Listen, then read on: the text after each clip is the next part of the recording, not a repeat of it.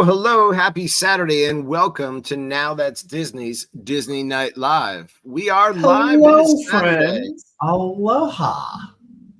Hello, everybody. Welcome. Hello. Welcome to the show. We have Cody Havard with us tonight. Cody T. Havard, who is the author of Being a Fan of Disney, the book. And we have him here live with us tonight. I'm going to get rid of these scrolling banners so we can see Cody's name and Alan's name. And I have a quick question. I'm in Now That's Disney on Facebook and cannot see the live stream. Did you guys see it to share it out? I checked it 3 times and I don't see it there at all. Me neither. I shared yours, Dave. Yeah, I don't see us streaming to Now That's Disney. So I don't know. I see Being a Fan of Disney the book real big on our page, but I don't see the video yet. Yeah. Yeah, I don't see anything. That's the show post. But I don't see the stream. It says we're live right now here in StreamYard, but I couldn't find it in Facebook in order to share it out to all of our normal shares. So I'm thinking our StreamYard may have gone. Well, I got a notification that you were live, Dave. Yeah. And that's how I shared it. I got the notification, but I couldn't share out from there. Welcome to Now That's Disney Live, where we talk technical for the first 5 minutes. Yeah, JC is watching on YouTube TV tonight, so that's pretty cool. Thank you for tuning in. I'm going to continue to try to figure this out, and we're going to get the show started here nonetheless with all of these technical issues. I apologize, but without sharing it out, we're not getting the audience that we want. Do you want to talk about our fabulous guest? We're talking about our fabulous sponsor? Why don't you talk about the fabulous sponsor, Jay, and I'll talk about our fabulous guest. Well, let me you want to pull up their the photos of the Magic World. We have well, I would, but I'm afraid of what Alan's got planned now. Oh wait, yeah. Well, Alan, you tell us. I don't have any plans. Here we are. Let's just talk about the Magic World, home of the sexiest listeners on all of the interwebs. The Magic World brought to us by Jasper.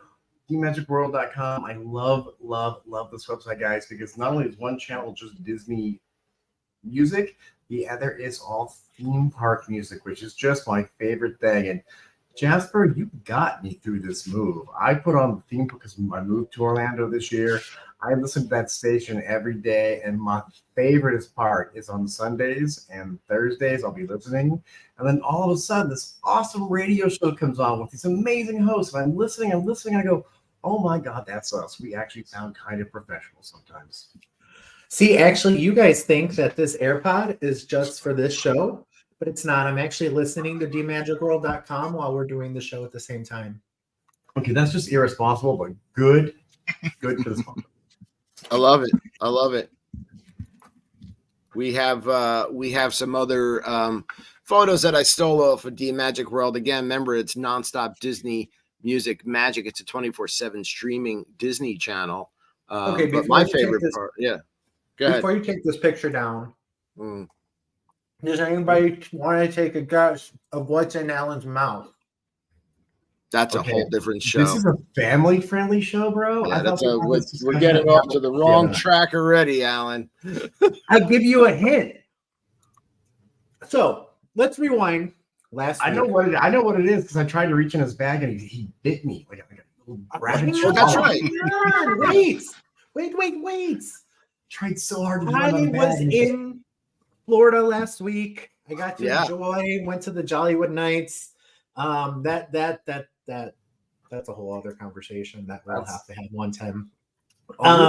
We will be having that conversation. Yeah. And then one day I went to Disney Springs to go get, of course, you guys know my favorite Gideon's that I bring home every time for myself. And I was enjoying my cookies, and all of a sudden I get attacked by this man. Attacked, you say? Attacked by a very good-looking man. And it was Skipper J. Tyler, charming, wit, all of it. Yes. And we got to spend a little bit of time together, and it was wonderful. And Chris, and it was so much fun, and I was so excited to meet my friends finally in person. Which leads me to why I have my Gideons, because I was in Disney Springs last week, and the cookie of the month is a pumpkin chocolate something that's really good. Mm-hmm. Delicious. I really want to see it on the menu. Chocolate pumpkin something because that was the official title. Yeah. Cody, have you ever had Gideon's cookies? I actually have not. No, me neither. I've heard really, really good things about it. I can't remember, when did Gideon's open? A few years ago. Yeah. Right before the pandemic. Disney Springs when it changed okay. over. Yeah. The last time we went, cookies. the last time we went was November 2021. So they would have been open then, right? It was probably just a line out of the door. That's why we didn't go in. Absolutely. Always. Yeah, no, these half-pound cookies are something else. They take you a while to eat. Let me tell you. Alan started one cookie on one episode, and then like 3 episodes later, he was near. I still had a cookie. Yeah. You throw them in the freezer; they're good for a couple weeks. Right. That's what Paging Mr. Morrow does. He takes his leftovers home, and has them, later.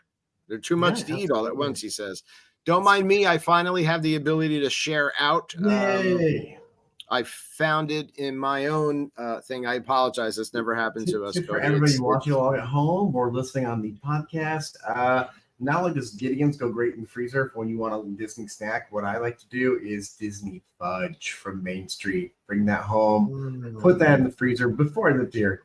I never know when I want that taste of Disney. I take it out, let it thaw, just nom. Yes. I don't disagree with that at all.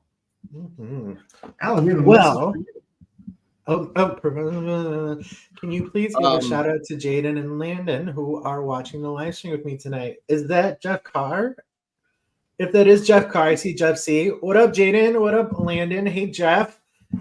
Jeff and his beautiful wife, Lindsay. I've known them since, probably middle school. So low. Okay, I don't want to ignore our awesome guest anymore. Yeah. We didn't want to. Wait, what? I don't want to. I feel like we're ignoring our awesome guest. I want to just. I was just about to jump in to introduce Cody and how I first met him, and then all of a sudden I got distracted with how my own personal comment, and you know how I love that always things happens. that are all about me. So, Alan, how do you and Cody know each other? Yeah, please tell me, because you first brought Cody to our attention. So tell us. Yeah, so last year I presented, y'all know, you don't get to see me that much anymore because I am working on my Ph.D. right now, which is a lot of work. And last year, one of my research projects that I was doing, I took to the Pop Culture Association PCA conference in San Antonio, and I got to meet somebody that we actually have in common, Cody. I don't know if you actually knew this, but Dr. Robin Muir, who I adore, and she's wonderful. And I started, I know this sounds bad, but I started stalking Disney academics on Facebook and LinkedIn and everywhere that I could find people. And Dr. Robin Muir, who's our mutual connection, is one of the co-editors or starting this international journal of Disney studies. So I started looking through people for that. And then I found Cody's name and the beginnings of his book a few months ago and everything. And well, you've been writing it longer than a few months, but I met you a few months ago, and that's how we connected. And we actually both belong to a Disney academic club, a nerdy academic club, if you want to call it that. I don't know. But for Disney academics called Disnet. And so that's how I've met and seen Cody a few times, and put a couple of Disney academics together. That it's a small world. No pun intended. Yeah. Yeah, hello, welcome, everybody Cody. tuning in. Thank you. Thank you. Thanks. Good. I'm excited to be here. That Disnet is the Disney culture, the Disney Culture and Society Research Network. I think it's got a very long name, but they had their first conference this last year, and everybody spread out around the world, so it was a virtual conference. But one thing that really impressed me was we would do like trivia hour, and so picture like this, except it's like a Zoom screen or StreamYard screen with 30 people around it, doing Disney trivia, and probably I would say 8 to 10 people had Disney ears on, and everybody else probably had a Disney shirt on or something like that. So it was pretty fun. It was a lot of fun. Well, you bring me to one of my points, Cody, that I was gonna bring up, and you look very, very dapper yourself tonight. Yeah, no, we're all a little underdressed tonight here. We've got, again, if you're joining in late, we've got Cody, and I want to make sure I'm saying this correctly. Your last name, Havard. Is it Havard? Yes, correct. Okay, yes. Because I feel like I'm from Boston and I'm saying Harvard, but it's Havard. So I get called that all the time, and that's not a bad association. So it's not a bad association. Right, from Havard. So it's Cody Havard. Yeah. He's the author of being a fan of Disney, the book. So we're very happy to have him here. And I've got people coming in late because of the show shares. Again, I apologize. So I wanted to reintroduce Cody here. So yeah, go ahead, Alan. Go with your point. No. So I was just you kind of break being a fan up into 3 different spectrums. We got, we'll talk about the book, we'll talk about the podcast, and then I'll kind of start with the class.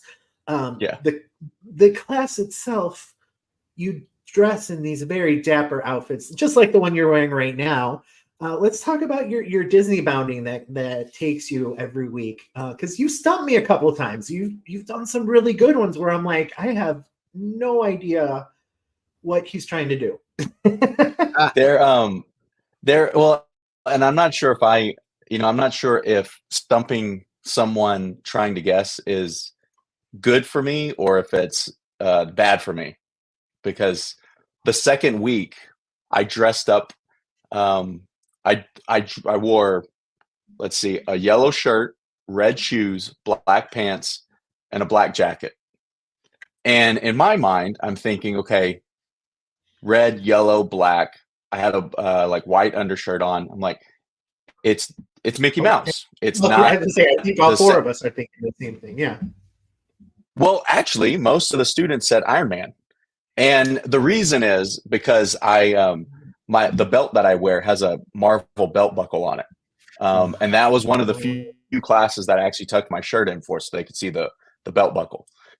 So basically, what we did, this is the first semester I've tried to Disney bound each week, and really a lot of that comes from not. This is a class that meets once a week, so it's just fun to I've gone through stages since I've been a professor where I will wear a jacket, sometimes where I won't wear a jacket. I think I went a full almost month straight of wearing I have a Captain America zip up hoodie that I think I wore that for a month straight probably. So this semester I did make a concerted effort I'm going to Disney bound each week and see if the students can guess, and then share it out on social media to see if other people can guess as well. And some of the fun things we do in the class is we do a vote and discussion on best or favorite MCU project, best or favorite MCU superhero. A few weeks ago, we did best or favorite Disney Pixar movie. This last week, I have to edit the podcast and put it up. We did best or favorite Walt Disney World attraction. We have best or favorite Disney movie coming up. And the very last one I told the students is I'm going to make a PowerPoint or something of all of the Disney bounds from the semester, and I'm going to ask them or their favorite one so far. So I don't know if the lighting is best to tell or not. So Can okay, so anybody originally tell what it is? I was Okay. okay, but before originally, because I have seen this a few weeks ago, and I was going back and forth with Mhm. you on this. I thought it was Bing Bong, and you told me no. So I'm gonna let these guys guess because I'm still convinced it's Bing Bong. Well, I just want to ask a question, Cody, real quick. When you do Disneybound for the students, do you find their answers, are they generational? Is it things that they know from the past 20, 30 years of their lives? Or do they go deep back? Do they do deep dives into, well, the decades? So I will they not generational on the Disney bounds, generational on the movies and things like that. When we do those votes and discussions on Disney Pixar movies, on favorite Disney movie, it'll be generational. Real quick point on that. One of my favorite Disney Pixar movies, it's Cars and Cars 3, because especially Cars 3, because my sons were a lot younger then. Like we actually have probably 100, 150 of those little Matchbox style, cars. And so I really always connected with that. Up until I've been teaching this class 5 years now.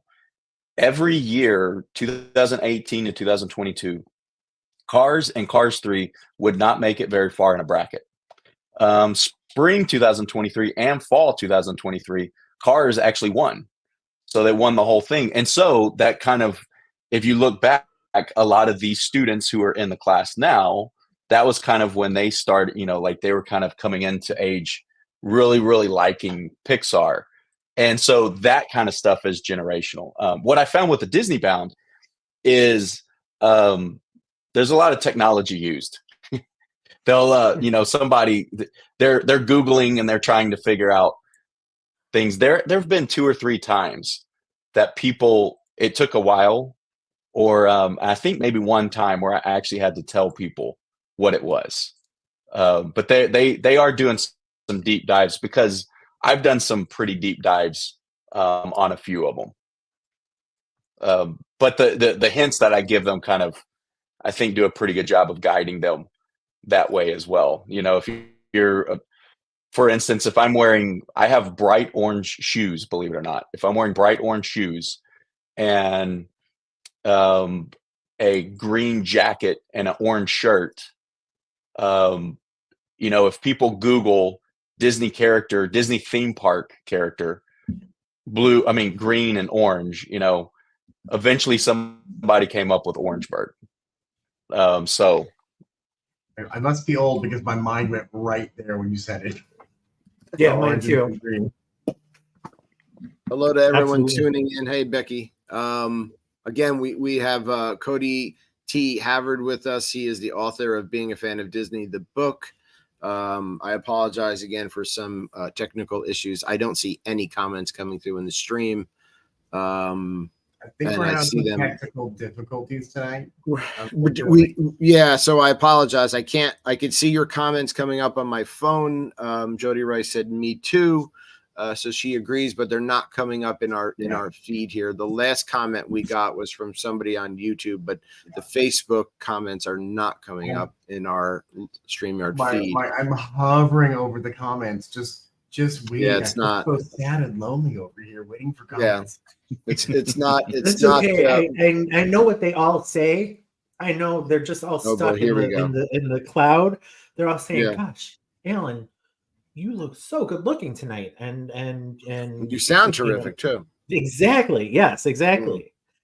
But it's not all about me all the time. Sadly. No, and I have a question for Cody. So I'd like to go kind of back to the beginning of all this. So you do a lot of different things. I mean, you're a professor at the University of Memphis. You've written other stuff before, but you've written books, but you've written books which are like more technical books. Yeah. Okay. Yeah. So this is your first, book that you've written just kind of for fun or out of fandom and passion, right? Yeah. So yeah. Right. And so you also have a podcast, which is being a fan of Disney, the podcast. So is the podcast before the book, or the book is based off of the podcast and you're teaching?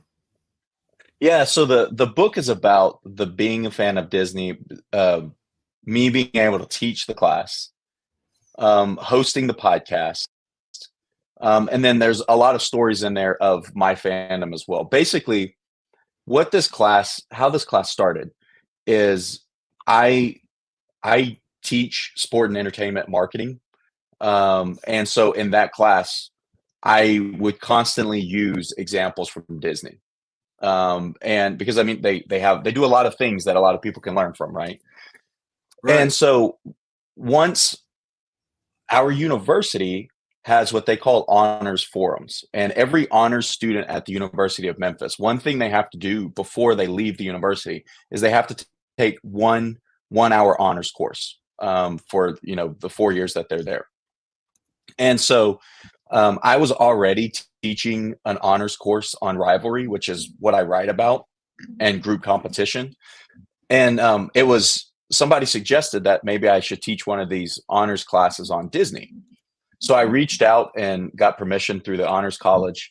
And so I walked into class the first day. I had an idea of what I wanted to do. I didn't have a full syllabus because I wanted to see what the students wanted to learn. And my plan was really, hey, we're going to watch park videos and walkthrough videos and ride videos. But I asked the students what they wanted to know. And they just opened the floodgates. They wanted to know the history of the company. They wanted to know acquisitions. They want to know all of this.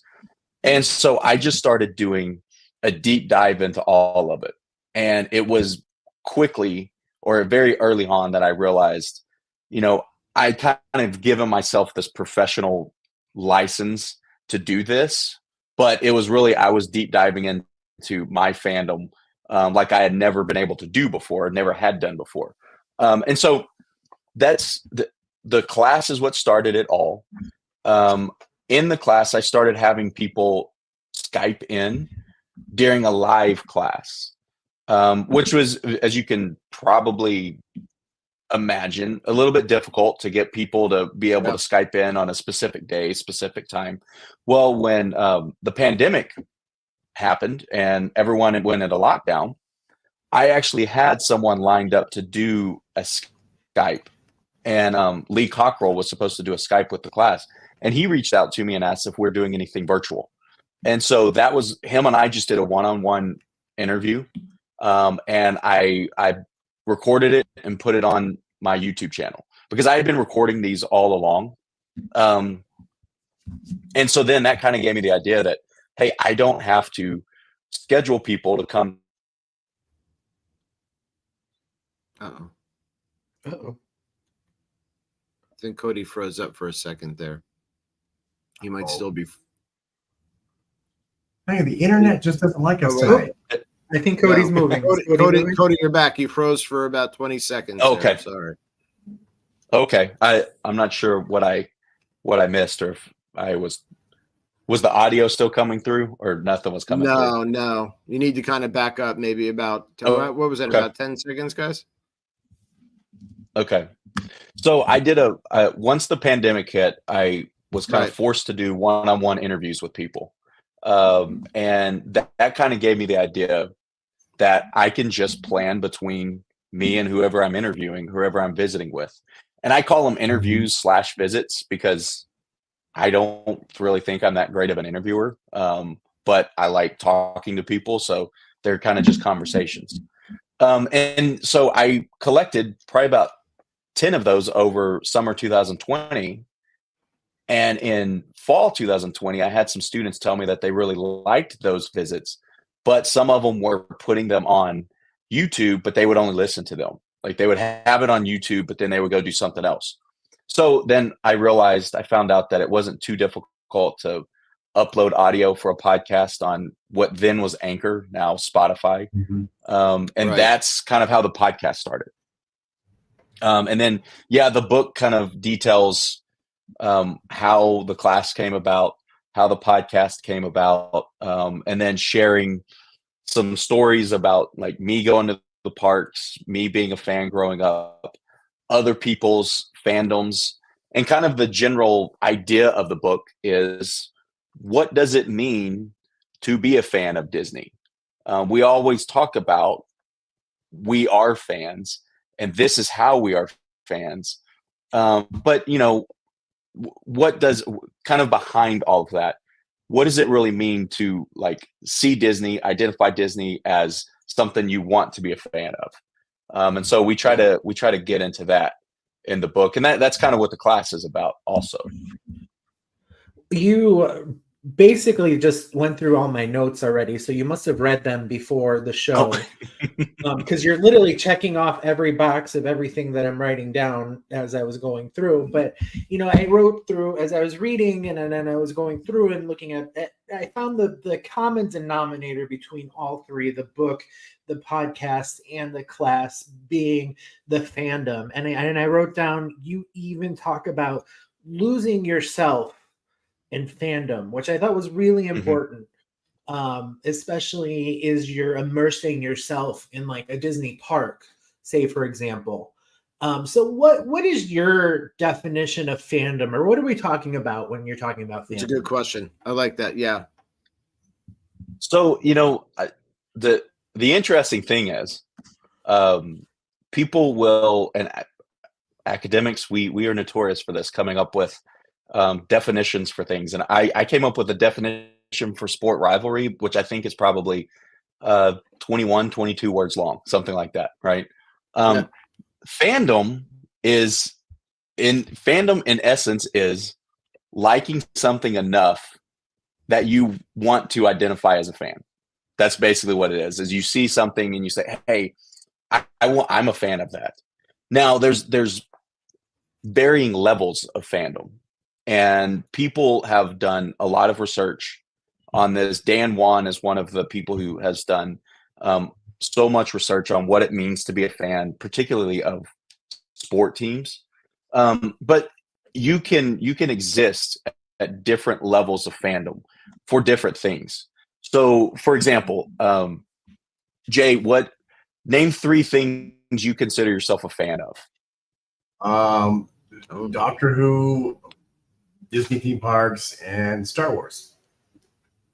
Nice. So within each one of those, if you were taking a survey with us, there would be a lot more questions than this. But let's say on a scale of 1 to 5, 1 being low, 5 being through the roof, what do you think your Disney parks fandom is? 6. Okay. Star Wars? I'm gonna put that at 4. And then Doctor Who? Oh, 5. It'll always be a 5, no matter what. So right off the bat, you are highly identified with each of your fandoms, but you do have varying level in there. And what's really cool about fandom is that one thing we talk about in the class is, if you are a fan of something and it does not hurt you or it does not hurt someone else, for instance, if you are in a cult, that's something that's not a good situation for a person to be in. If they are in a cult and they can't get out on their own means and things like that. Or if you're a fan of something that is negatively impacting someone else, that's not a good thing either. But if neither one of those things are occurring and it's just something that makes you happy, well, then you should be a fan of that, and you should be able to display that fandom because it makes you a more happy person, makes you more happy in your interactions with others. And if we take it to the 30,000 foot view, more like a better member of society, that type of thing. But yeah, fandom really is, you see something, you identify with something, and you say, hey, I'm a fan of that. And then from there, you can kind of get into the intricacies of, well, how big of a fan are you? So I think, and this is my personal academic opinion, I think if you're looking at fandom, you kind of want to look at hand in hand with nostalgia also, which I think you touch on a little bit in the book. You were talking about in your first visit, you would rewatch the old planning videos. I totally remember those, by the way. And I would love to watch one of those today. I think they're on YouTube. Can't you see some of them? Yeah. But Yeah. same thing. I would, we weren't even planning a trip and we would order them and watch them. You talk about, your old trips and then you're experiencing these memories with your family and everything like that. How do you think nostalgia plays a factor into fandom? It's obvious. It's very, very important. When you look at basically what fandom allows someone to do is feel that they are part of feel they are part of something bigger than themselves. Nostalgia plays a factor into that. And one thing that fandom also does, it allows us to vicariously live through something else. If we have a favorite team and they do something successful, then we can feel successful. And we actually feel like we can perform better on a personal basis. If we are, fans of Disney parks, whenever there is a new announcement made that we get really, really excited about, then on a personal level, we feel better. And we even feel better about ourselves. It's something that a lot of people don't kind of illustrate or don't talk about, to everyone.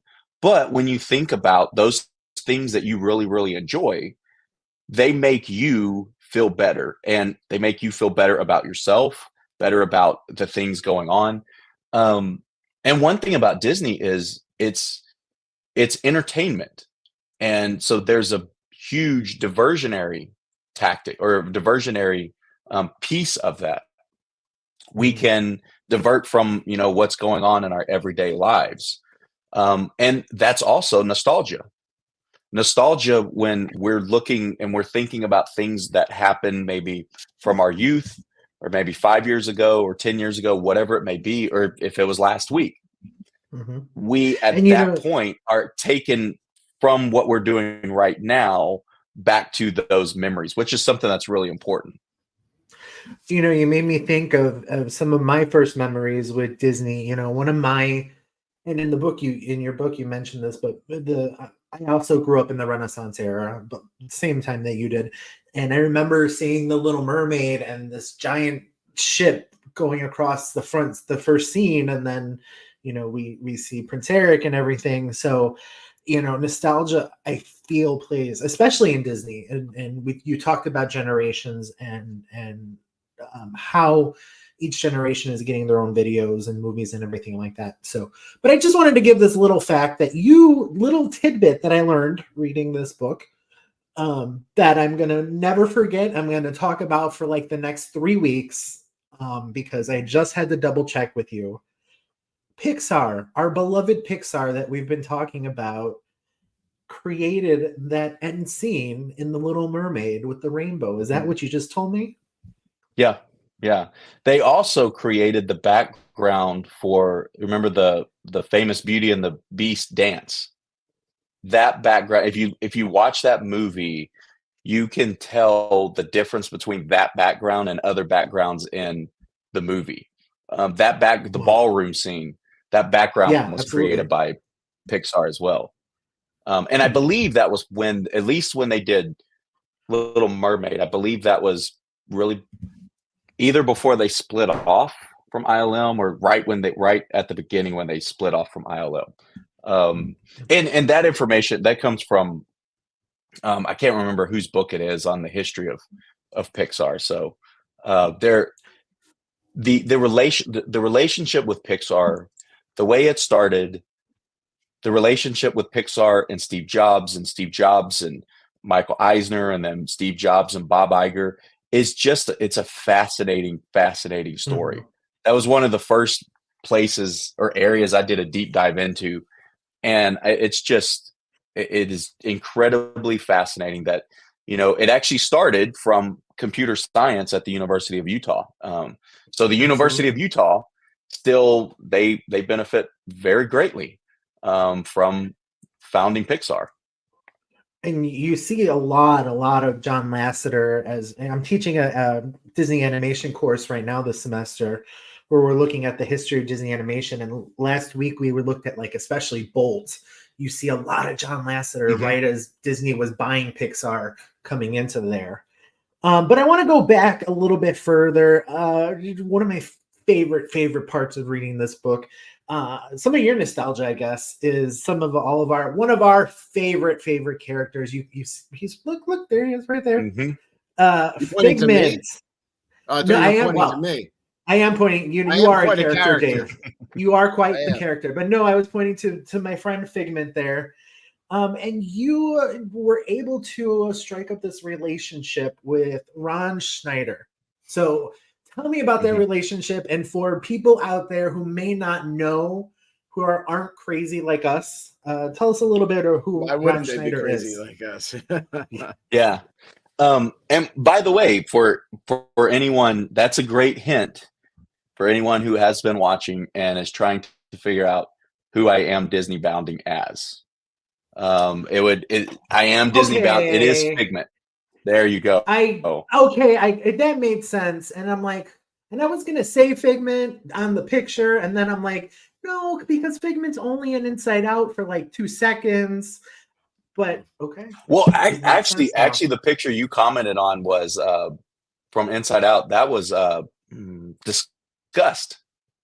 That was the character Disgust, and it was a little difficult because I have a pink jacket that I hadn't worn all semester, and I wanted to wear a pink jacket. And so looking at Disney characters who have a lot of pink is basically like Cinderella and one or two others. I settled on Disgust, but she only, I think her shoes and maybe like the hair tie or her bow are pink. So that was a little bit more difficult one. But about Ron Schneider, when I first, 2012 is the first time I went back to Disney in quite a while. And at that time, my wife, we were dating at the time, she went with me. And it kind of reignited this love of Disney. Before that, when I was in high school, I was playing sports and everything, didn't have a lot of time. When I was in college, didn't really have a lot of time or money. Right after college, I had time, but not money. And so I was finally able to go back. And then once my kids were born, we went back in 2016 and I had a trip planned in 2017. I actually was there, but ended up coming home early. And so 2018, when I started teaching the class, I watched the Dreamfinders documentary, and Ron Schneider was in there. And Ron Schneider, for people who don't know, he was the original walk-around Dreamfinder character. If you watch the television special, the opening of Epcot, he's in that. He is the Dreamfinder that's in the television special. And he's a really, really great guy. And so I reached out to him after watching the Dreamfinders. And he got back to me. He was one of the first people to get back to me. He was actually the first person to speak in the class.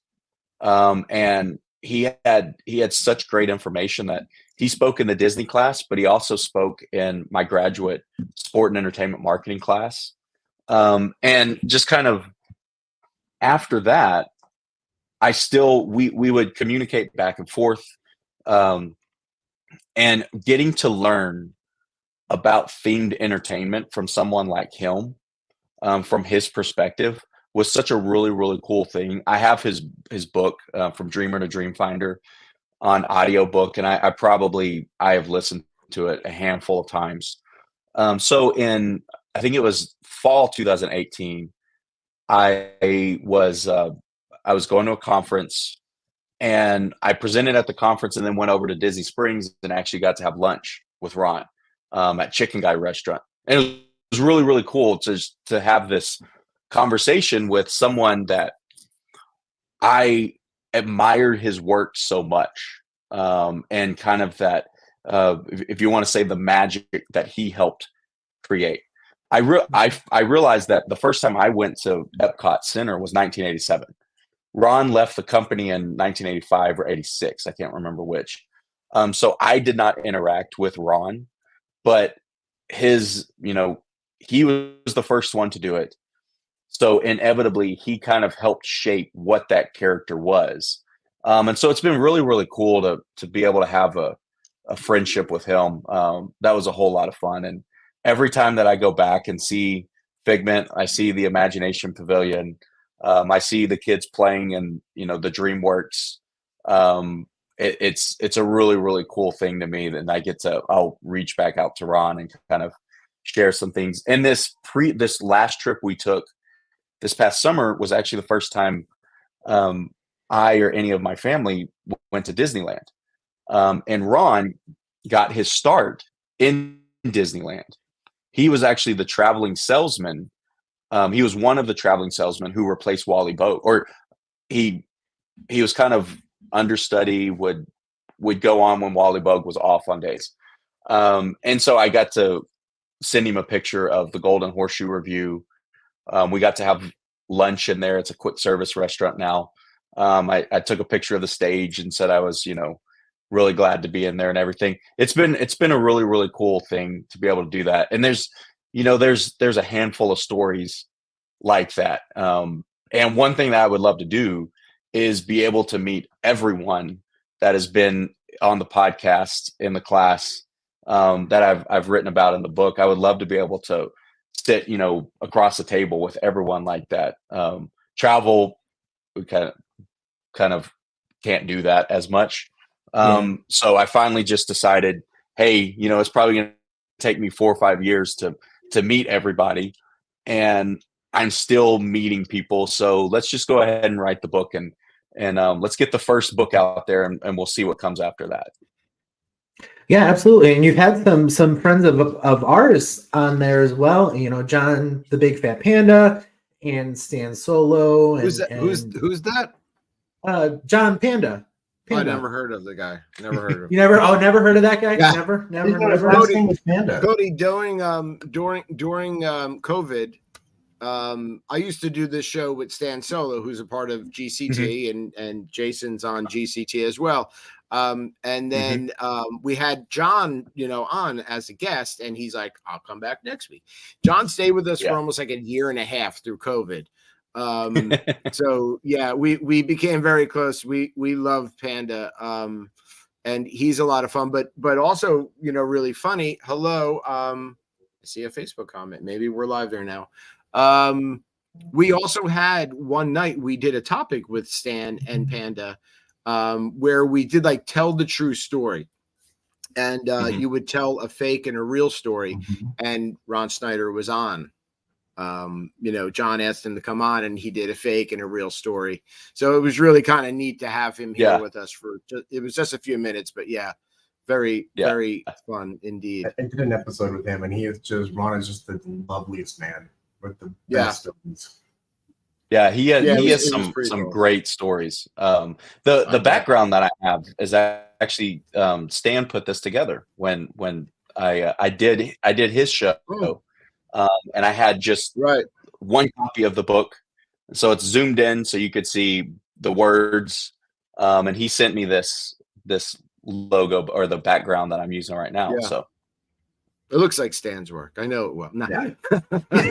Yes, Stan and I did the show together for years, and on his way out, he brought in Jay, and Jay's been with, and we're happy as can be. And he's not again. Right. I apologize. He's just all right. No, he's great. I'm okay. I give myself a. I'm going to give you a pat on the back. Again, apologize for technical issues. I don't even think we're streaming to the Facebook group at all.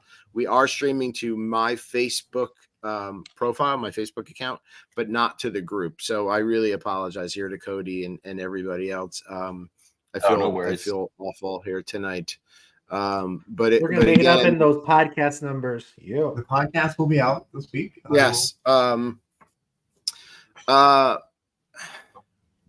I mean, I had a lot of just general questions. Like, I mean, you're a fan of Disney. Are you just a fan of the theme parks? Are you a fan of the company? Are you like, I'm still amazed at how they pull things off at such a wide, array of doing everything, just how they run Yeah. parks on a daily basis. Like, what draws you into Disney and being a fan of Disney? I think originally it had to be the animation from when I grew up. But then going to the parks, we went to the parks a few times when I was growing up, and I loved it. So Yeah.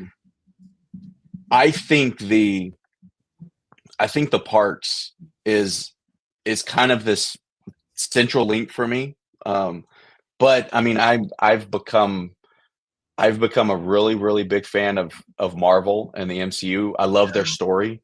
One thing that I am fortunate enough to do in my position is actually I've written about Disney fandom, but I've also been able to write about Disney corporate strategy or corporate relationships, like the relationship between Disney and Comcast. And, going back to one reason that's stated, as the story goes, as I say, Walt Disney wanted to build a theme park was because of the success of Universal Cities, and the studio tours they were giving at Universal Cities. And then when his theme park started to get bigger, Universal started to get bigger. And then you jump forward to 71 when Disney opens in Walt Disney World in Orlando. And then 89 when Universal opens in Orlando, and that same year Disney opens MGM Studios. The competition back and forth between those two has been just fascinating. And so I've been able to be a fan of most things that Disney does. I'm a big Star Wars fan. It's kind of been interesting. Most of the interests that I have had, well, the huge conglomerate that we think of as the Walt Disney Company, they own most of those interests now.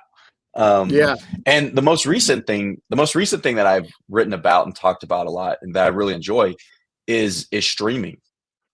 Just how, the launch of Disney Plus and the strategy of launching that, kind of the early success of it. Now, kind of what's going on we're in this retrenchment era where everybody is taking away content, and there's competition over, who is going to be kind of the streaming service, who is going to compete with Netflix at some point. And actually I believe it was summer 2021, for a brief period of time, the Walt Disney Company could claim that they had more worldwide subscribers than Netflix when you counted Hulu, Disney Plus, and ESPN Plus all together. Then, since then, Disney's had some stumbling blocks with some of their streaming services. But as far as the fandom, it's pretty wide reaching, and it's just fun to be able to engage with all of it. Yeah. And Jeff, your comment, that's huge. What is going to happen in Orlando when Epic Universe opens? Epic Universe? If at this point, if Disney were to open a fifth gate, that's 7 years down the road. So they're gonna have to do some things to be able to compete and stay up with them. Yeah, I don't think. Go ahead, Alan. I was just going to say, I don't think they're, like you said, they're going to open a fifth gate anytime soon. However, I'm hoping that the expansion behind Big Thunder, I was just going to say that, will bring some joy. Also, and some. Go ahead, Jay. So you went to Jollywood Nights. I thought the takeaway was Hollywood Studios needs at least 10 more rides. It does, yes. Hollywood Studios does need it needs more expansion.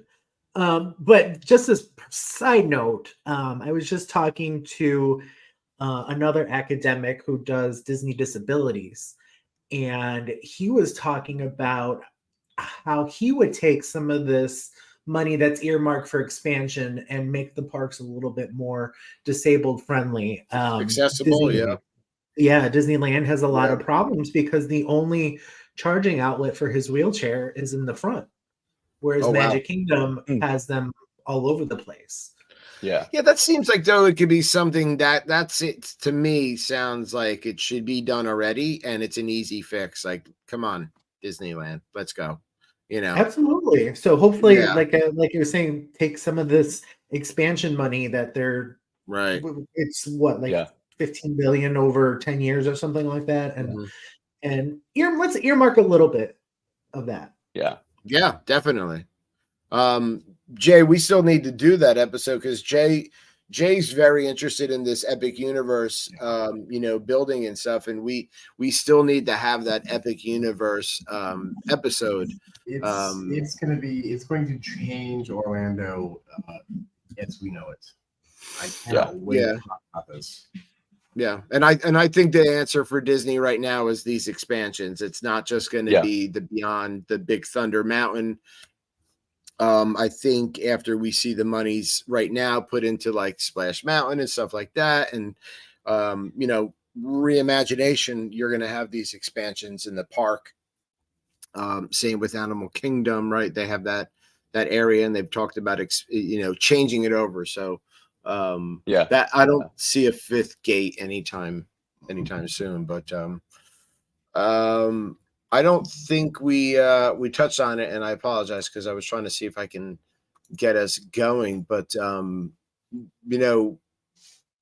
when I looked you up online, Cody, I'm trying to hear. Why is it okay? Sharedperspectives.org. Do you want to talk about that for a couple minutes? Yeah. So when I first started at the university, my research was in rivalry and sport. And so I had a website called sportrivalry.com. And as I started branching out of just sport and the general entertainment, and like we've compared how people feel toward their out group in sport and Disney fandom, theme park fandom, athletic shoe apparel, cell phones. We've even done things like politics and religion. So those groups that elicit very strong outgroup feelings.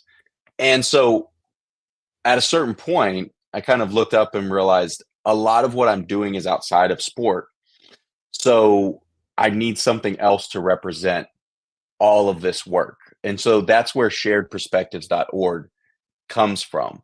And so if you go there, there's information about the book, about being a fan of Disney, the book. There's also information about the other work that I do in group behavior. You can read the comics. We have a comic, Adventures with Sport Rivalry Man, who kind of goes through some histories of rivalries and how people should be treating people that are fans of another team. And on sharedperspectives.org for the Disney book, I wanted to make the Disney book interactive. So almost a way that if someone was taking this course with us, what are the things that they would do? So some of the things we do in the course, we do 2 case studies on what MCU superhero do you see yourself as? What do you think Disney's impact on fandom and society is? A case study we used to do was what attraction do you think you are, or best represents you? And we have kind of like, we'll sort of have fun pop quizzes or a quiz at the end of the semester to see, kind of how much people remember from the class.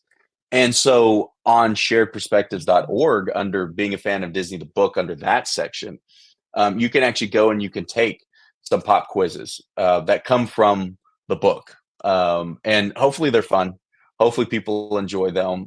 You can get badges for the chapters that you answered correctly. Throughout the book, there are also little, I call them hidden Baffids, kind of like the hidden Mickeys that people love to see. It's called Baffid because it's being a fan of Disney.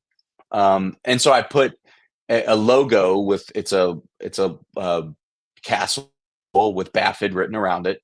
And there's one of those in every chapter of the book. There's 15 chapters.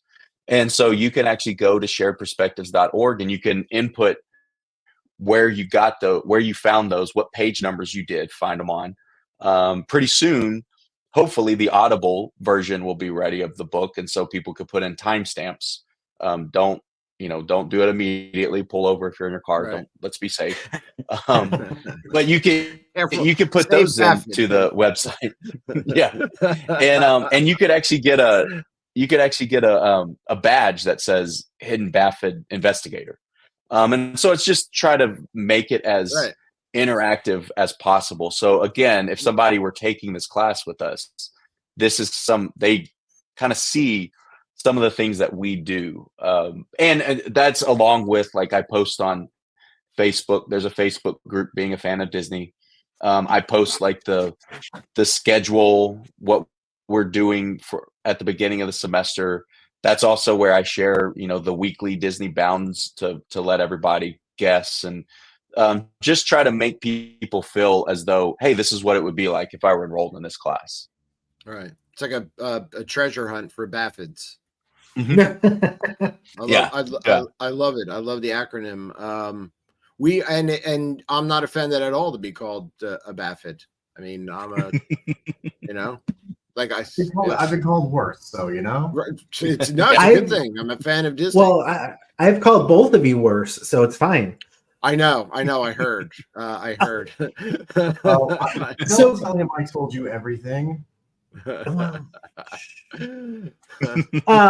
Cody, where can everybody find Being a Fan of Disney, the book, if they wanted to read it or pick it up or peruse it or go to the bathroom and have something to read?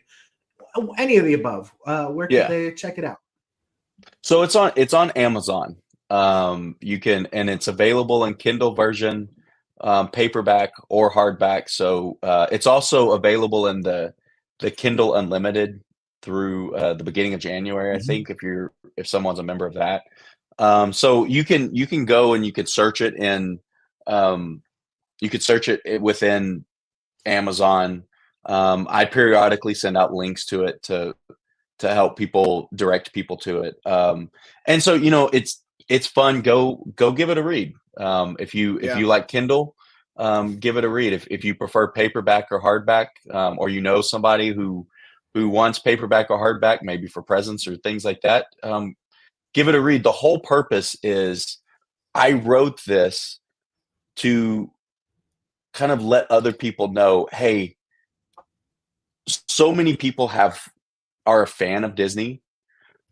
Here's one more example of this. And I think I'm also in a pretty unique position that I get to teach a class on this, and I get to incorporate Disney into my research and into my academic writing.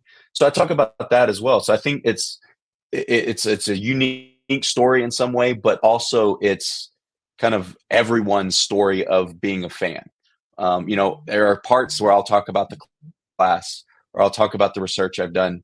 But then there are other times where I talk about, like losing myself in my Disney fandom, growing up a fan of Disney, the times I've been to the Disney parks as an adult. And everybody, that's something everyone can relate with, I think. And then those parts of the class and the research, hopefully that's things that, keep people interested and maybe learn a little bit more about what this company does for everybody, how it makes us all feel. So that was no, I was just gonna say, Alan, make a quick. Go ahead. This'll. Hold on, I'll let you go. Being a Fan of Disney, the book will make, because you mentioned it, Cody. This will be a great stocking stuffer. You just stole what I was gonna say. Oh, I'm sorry. I just took the words out of. I was gonna say. I feel like Meatloaf tonight because I'm taking words out of everybody's mouth. I got Go ahead, Alan. I got a copy of my Kindle and I tore through it, and after I was done, Kim, get me my scarf. A physical copy is a perfect gift to share for the holidays. Here's my Kindle, so it's about to go on there. Yeah, that's cute. I was just gonna say I agree. It's very relatable from everything growing up. And like I was saying, I grew up in the same era of the Renaissance and all that. And the way you were describing the family pictures of you and your sister with this Figment character. And I'm like, oh my gosh, I remember taking pictures like that, you know, going to the parks and everything. So one of the nice things about personally that I found about being a fan of Disney is the relatableness and the nice, easy read that it was. Yeah, well, thank you. This is like we said at the beginning, my other writings have been very technical.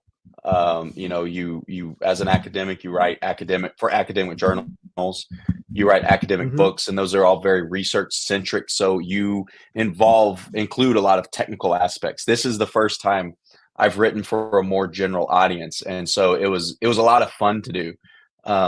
To write for a general audience, and I hope that comes across. I hope my passion for it and just kind of what this fandom has given me comes across for people when they read it or listen when it's available on Audible.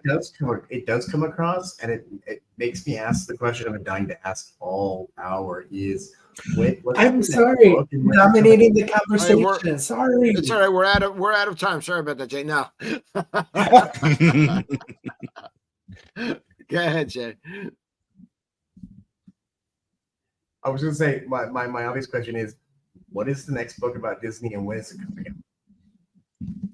So, you know, as I mulled it over at the end. How do I conclude a book about fandom that keeps growing, and about a class that will continue, about visits with people, the podcast continues, and so I'm not sure when it's coming, but there could be some ideas, and I mentioned a few ideas in the book, a few different places that maybe this will, you know, hopefully there will be more in the future. I'm not sure when, but I definitely enjoyed writing this, and so I have plans for others, and I'm kind of in a fun situation where one of the best ways to talk about. Thank you, Lily. One of the best ways Lily. to teach is through storytelling, and so I am in a great position where now I can maybe start to. This was to show my creative side. Maybe write some fiction as well that kind of goes along a little bit with some of the things I've learned through research of fandoms and group behavior and stuff. But maybe kind of venture into that area as well. So more will be coming, and I definitely will let everybody know as more comes out for sure. Do you think, Cody, someone has to have not an interest? Do they have to be a fan of Disney to want to read being a fan of Disney? Do they need to be into Disney to enjoy the book? I don't think so. I hope not. One of the purposes of Right. the main purpose of the class, what we end on is, if you are a fan of something, it doesn't have to be Disney. Again, if you're a fan of something and it doesn't hurt you or it doesn't hurt someone else, it's a really, really good thing if it makes you happy and it makes you a better member of society. And so, you know, for someone who is not a fan of Disney, obviously it's called Being a Fan of Disney, the book. So it may be a little like, you know, but for someone who's not a fan, I think there are stories that are told in there. There are some of the research that I talk about, that someone could easily apply that to whatever fandom they have, whatever interests they have. I think they can find some corollaries from this book. So good. Yeah. You know, I wanted to say real quick too, is I think we definitely owe you a do-over. We had some issues tonight. We never streamed to our Facebook group. We could not see anybody's comments. So I feel like we kind of gypped you out of a half decent show here tonight. So we owe you a do-over once I figure out what the heck happened with when I went, it said that there was an error, something like you can't even pull up the video on group Facebook. So Oh, again, okay. I'm sorry Okay. for that, but you know, we still enjoyed our time here with Cody Havard, who is the author of Being a Fan of Disney, the book. He also has Being a Fan of Disney podcast. He's a professor, teaches a course on being a fan of Disney, right? I mean, that's where the podcast comes from, and the book. Yeah. So we want you to check him out. His book, Being a Fan of Disney, is available on Amazon. You can download it on Kindle. Even if you just Google his name, information will pull up.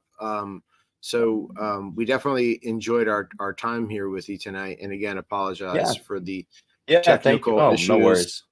You know, Don't worry about it. And I'm happy to come back on one condition. Yeah. If I come back, Alan's I'm putting not here next time. if I come back, when I come back, I'm putting you guys through the questions and some of the discussion and some of the case studies that the Definitely students do. So we can get your responses to some of those. So it'll be like you're in the class. I'm ready. Definitely love Thanks, it. Jeff. Yeah, definitely. Thank you, JC.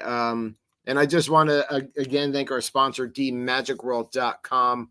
And I'm enjoying the seamless transition from Halloween to Christmas. It is just awesome. The Christmas music they are pumping out, the Disney parks Christmas music from around the parks, from around the world is insane. I'm not lying. They're doing a great job. They're killing it right now. And then just the other day I was at work, I think it was on Thursday, and it was just the background music from Creature Comforts at Animal Kingdom, and just this beautiful cultural music, you know, playing. So please check out dmagicworld.com. You won't be disappointed there. We have an awful outro for our viewers here. I'm so upset about tonight. But we thank you all for tuning in to Now That's Disney's Disney Night Live. Now That's Disney is the group. Disney Night Live is the show. Check us out all over social media and the Now That's Disney Night Live podcast. So thank you again, everybody. Cody, don't go anywhere. Yeah. Thank you. We got it. Stay with us through the outro.